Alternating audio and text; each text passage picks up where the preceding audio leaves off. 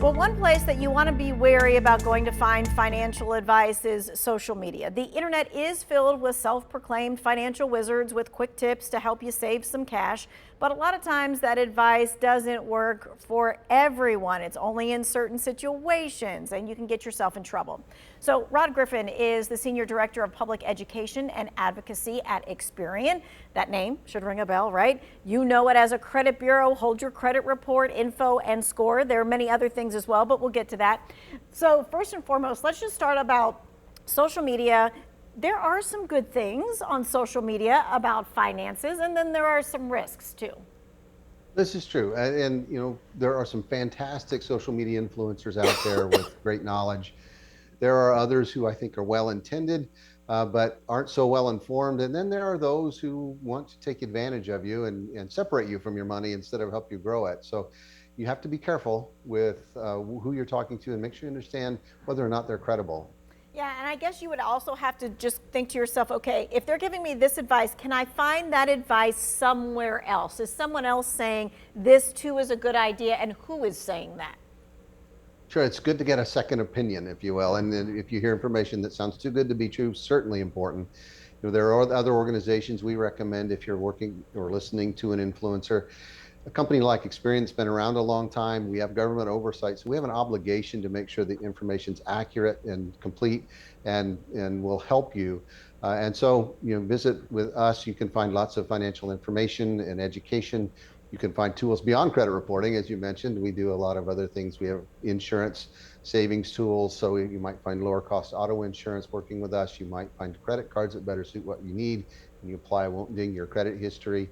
And if you're buying a used car, for example, we have automotive history reports that are used by the ADA, the auto dealers, to help you make sure you're not paying too much and that you're not getting a car that's been totaled in an accident, for example. So yeah, these are all more good than things. Just credit reporting today. Sure, more than just credit reports. But where do we first start when we want to understand personal finance and how to build a strong financial foundation?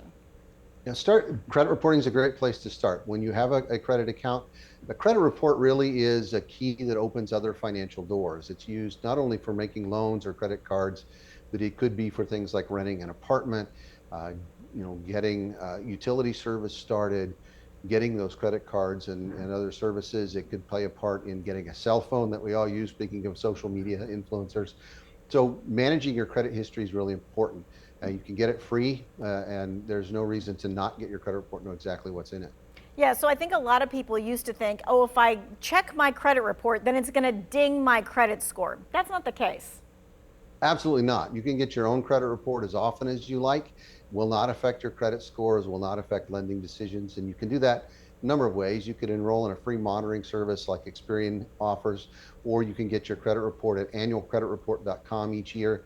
Actually, you can get your free credit report once a week from each of the 3 credit bureaus today under our policy. So you could get 156 of them free if you'd like that many. Not sure you need that many, but you could. Right. Some people would be like, why do I need to check my credit report? Yeah, so your credit report is a record of your financial obligations and the identifying information that goes with them. It's also so you will know exactly where your debts are, what your accounts are saying, what your lenders are saying, as well as might be information that could tip you off to being a victim of identity theft, so you could act on that right away. And it just helps you manage your finances overall. It helps you set plans and budgets to help manage that credit, manage that debt, make sure that you're financially successful. All right, so you did kind of talk about how we all use our credit score to get a cell phone, to make a down payment, to maybe get an apartment, that kind of thing. What are some ways, maybe some overlooked ways, that we can build or boost our credit score? So we have a service, for example, called Experian Boost. And through that program, and you go to Experian.com/boost, you can actually have your positive cell phone payments added to your credit report, your positive utility payments, your streaming services. You're watching Netflix on Friday night, on date night, it can help increase your credit score at the same time. You can have potentially your apartment rent reported, your insurance payments reported. So non-traditional things, but that positive information didn't historically come to us. So Experian Boost lets you proactively do that to help improve your scores. What we see is on average an increase of about 13 points. And for people just starting out, so think about Gen Z, and young adults, an average of closer to 19 points. So it's a great way to get started and lay that foundation. Right, because if you're paying your bills on time, that gets to your credit score and that ups your score, which is great. For folks who are watching, we've got about 1 minute left. What about freezing your credit? What does that do? And so freezing your credit means that anytime someone applies or uses your information to apply for new credit, you will have to lift the freeze first or it will be blocked. Now, it doesn't prevent identity theft and it does not prevent everyone from getting access to your report. That's a common misunderstanding. There are a number of exceptions.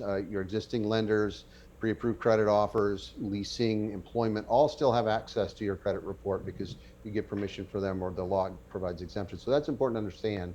But it's a tool that you can use to help give you more certainty that your identity isn't being used to commit credit fraud.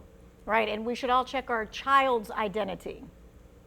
You can, as a parent, you can request your child's credit history. We're going to ask you for some documentation to verify you are in fact the parent or guardian, legal guardian of the child. We want to make sure that it's not an identity thief trying to access that. If we have a credit report on record, we'll provide it for you. Right, okay, because I know people are thinking out there, why would anybody give a credit card to a 5-year-old? They don't. They're giving it to the person that they don't know what the age is, and then they're using it all those years. So that's a way to help. Thank you so much for your time and your expertise. If you missed any of this, this is going to be in the 2 Wants to Know section of our website.